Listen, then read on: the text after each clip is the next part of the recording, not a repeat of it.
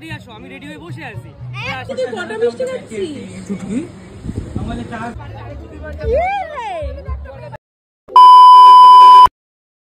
Hello everyone, কেমন আছো তোমরা সবাই? প্রথমে ইন্ট্রোডাকশন, আমি তোমাদের সাগলিয়া প্রীতম।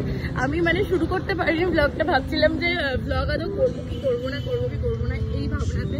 বিকজ এত গরম আর দিনের বেলা বেরিয়েছি, আর যতই হোক আজকে অষ্টমী, শাড়ি পাঞ্জাবি তো পরতেই হবে আমাদের। তো আমরা একটু বেরোলাম, বেরিয়ে একটু যাবো, ছবি টবি তুলবো, তারপরে খাওয়া দাওয়া করে বাড়ি চলে আসবো। তো খুব ছোট হয়তো হবে ব্লগটা। তারপরে প্রথমে চলে গেছিলাম কচিকলা ক্লাবে, আর গিয়ে দেখি সন্ধে পুজোর অ্যারেঞ্জমেন্ট হচ্ছে, পুজোও হচ্ছে। একটু সময় থেকে ছবি টবি তুলে আমরা বেরিয়ে গেলাম। আমরা এখন কোথায় যাচ্ছি সেটা আমরাও জানি না। আমরা অ্যাকচুয়ালি গিয়েছিলাম ছবি তুলতে একটা ফাঁকা রাস্তায়, আর সেখানে গিয়ে দেখো রাহুলের সাথে আমি ছবি তুলবো, আমাকে এখন হিল খোলাচ্ছে। হ্যাঁ, হিল পরে এত লম্বা হয়ে যাচ্ছে, কি করবো? আরে তুই খাটা সেটা স্বীকার কর। রাস্তা লেডি পেছনে টোটো।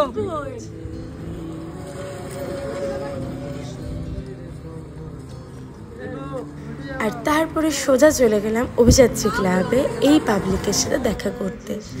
আর ওখানে আমারও কিছু বন্ধু বান্ধব ছিল, সবার সাথে দেখা করার জন্য আমি চলে গেলাম অভিযাত্রী ক্লাবে।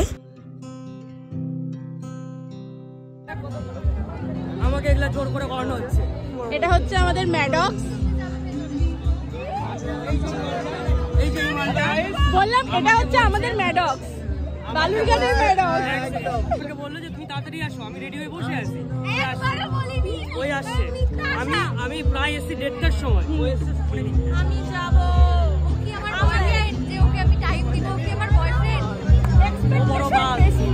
আমাকে নিয়ে যাচ্ছে না, কেউ নিয়ে যাচ্ছে।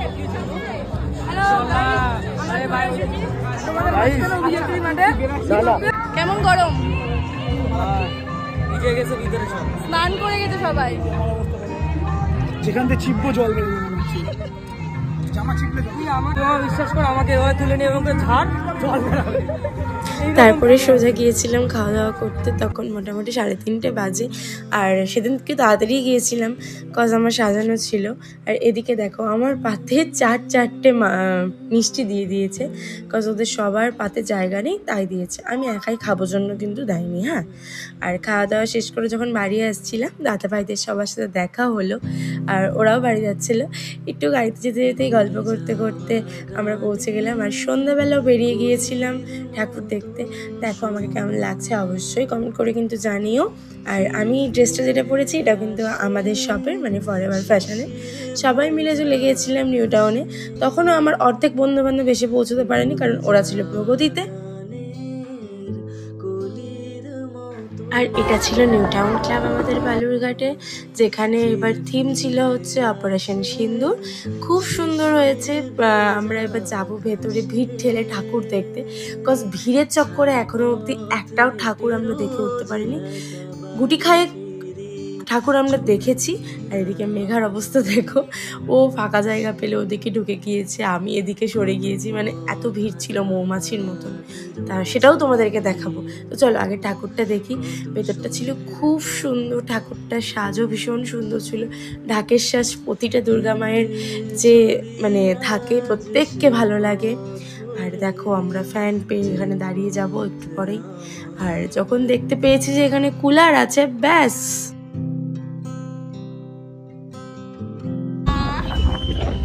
আমরা এমন পাবলিক যারা ফ্যান দেখলেই দাঁড়ায় যায়। তারা আমাকে হাওয়া দেয়। কারণে কেন সিটি মারছিস? আমাদেরকে ভলেন্টিয়ার, বাচ্চাগুলো ভলেন্টিয়ার।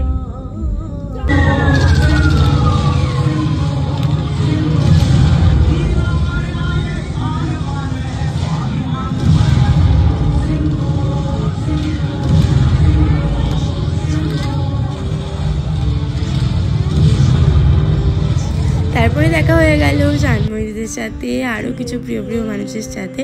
সবার সাথে একটা প্যান্ডেলে গিয়ে দেখা, পুজো মানেই কিন্তু যে কোনো প্যান্ডেলে হঠাৎ করেই প্রিয় মানুষদের সাথে দেখা হয়ে যাওয়া। আর দেখো সবাই অনেক দিন পর সবার সাথে, না রিশুর সাথে আমার অনেক দিন পর না, রিসেন্ট কিছুদিন আগেই দেখা হয়েছে। জানময়ীদের সাথেও আমার কিছুদিন আগেই দেখা হয়েছে। আর এদিকে মেঘা আর সুরজের ঝগড়া লেগেছে দেখো।